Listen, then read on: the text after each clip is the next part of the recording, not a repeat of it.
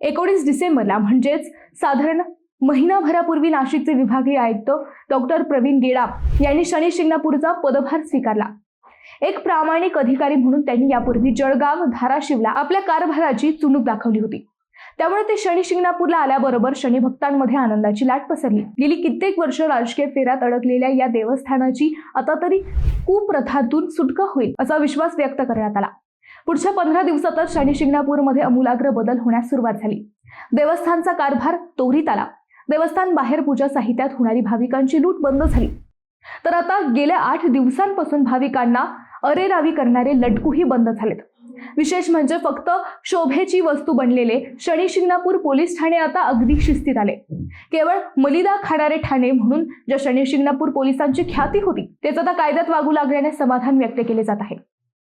नेमकं काय चाललंय शनी शिंगणापूरमध्ये याच विषयीचा आमचा हा स्पेशल रिपोर्ट। नमस्कार, मी अद्वैता आणि आपण पाहत आहात अहिल्यानगर लाईव्ह 24, नगरी राजकारणाचं परफेक्ट अनालिसिस। शनी शिंगणापूरमध्ये भाविकांची लूटमार होते ही तक्रार गेली कित्येक वर्षे ऐकिवात होती। पोलीस, शिंगणापूर देवस्थान किंवा ग्रामपंचायतीला ही लूटमार थांबवता आली नाही। ग्रामपंचायत व देवस्थानमध्ये अनेक प्रकारांबाबत मतभेद होते। देवस्थानचे काही गाळेधारक, व्यापारी व कमिशन एजंटांचा स्वतः ग्रामपंचायतीलाही कित्येक वर्षे त्रास होता। अनेकदा याविरोधात ग्रामपंचायतीने गाव बंद ठेवून आंदोलनही केले होते। ग्रामपंचायतीच्या टोलनाक्यावरील कर्मचाऱ्यांना मारहाण करण्याचे प्रकारही घडले होते। सगळ्याच व्यावसायिक गाळ्यांवर कामाला असलेले काही एजंट भाविकांना आपल्या दुकानात घेऊन जाण्यासाठी थेट रस्त्यावर उभे राहतात। तेथून भाविकांच्या गाड्या अडवून त्यांना अक्षरशः दमदाटी करून दुकानात घेऊन जातात। तेथे अगदी 50-100 रुपयांची पूजा थेट 1 ते 2 हजारांना त्यांच्या माथी मारतात। हे सगळे रॅकेट आतापर्यंत बिनदिक्कत सुरू होते। शनी शिंगणापूर येथील पोलीस या प्रकाराकडे अर्थपूर्ण दुर्लक्ष करत होते। याबाबत अनेकदा थेट गृहमंत्र्यांपर्यंत तक्रार करूनही काहीच उपयोग होत नव्हता। शनी शिंगणापुरात होणारी भाविकांची लूटमार कमी होत नव्हती। परंतु सर्वोच्च न्यायालयाच्या आदेशानंतर नाशिकचे विभागीय आयुक्त डॉक्टर प्रवीण गेडाम यांची येथे नियुक्ती करण्यात आली। 19 डिसेंबरला शनी अमावस्येच्या दिवशी त्यांनी पदभार घेतला। शनी अमावस्या असल्याने त्यांनी रात्री मंदिरातच मुक्काम केला व गर्दीच्या नियोजनासाठी सूचना केल्या। पहाटे 5 वाजेपर्यंत त्यांनी लक्ष ठेवले व सकाळी 9 वाजता देवस्थानच्या सुमारे 30 विभाग प्रमुखांची बैठक घेतली। त्यांनी विचारलेल्या प्रश्नांनी विभाग प्रमुखांची धांदल उडाली। आपल्या घरचे काम जसे करतो त्याच प्रामाणिकपणे तुम्हाला देवस्थानचे काम करावे लागेल। अनियमितता, भ्रष्टाचार अशा चुकीच्या गोष्टी घडल्यास कुणाचीही हयगय करणार नाही अशी कडक शब्दात त्यांनी सर्व विभाग प्रमुखांना सूचना दिली।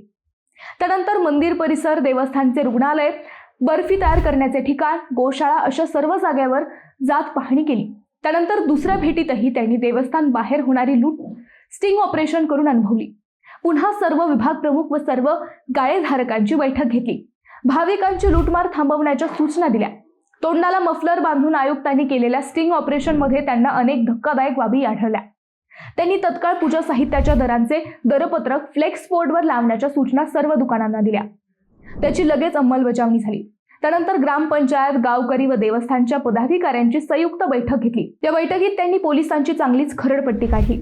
कमिशन एजंट म्हणजेच लटकूंचा बंदोबस्त करण्याच्या सूचना पोलिसांना दिल्या। जर कामात दिरंगाई झाली तर कारवाई करण्याचे सर्वांनाच आदेश दिले। त्यानंतर पोलिसांनी सगळे अर्थपूर्ण व्यवहार बाजूला ठेवून आयुक्तांच्या सूचना इमाने इतबारे पाळल्या। गेल्या 8 दिवसांपासून पोलीस कधी नव्हे एवढी प्रामाणिक ड्युटी करताना दिसू लागले। मंदिर परिसर व खासगी वाहनतळांसमोर शनी शिंगणापूर पोलीस ठाण्याचे सर्व पोलीस कर्मचारी आता दिसू लागले आहेत। पोलीस थेट रस्त्यावर उतरल्याने शनी भक्तांची अडवणूक आता थांबली आहे।